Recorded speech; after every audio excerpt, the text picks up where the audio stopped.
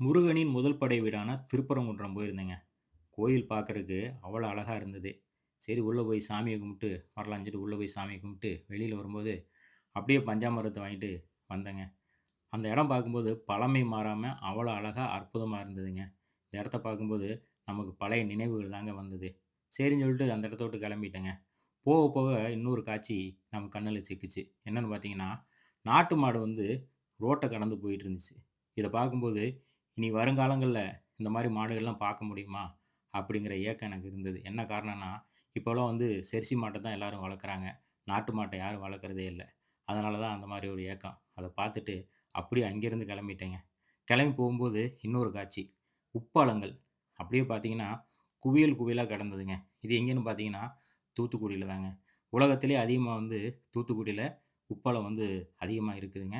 இங்க வந்து விவசாயத்துக்கு பதிலா வந்து உப்பளங்கள் தான் இருக்குதுங்க. அவ்வளோ அற்புதமா, அழகா இருந்ததுங்க அந்த இடம்.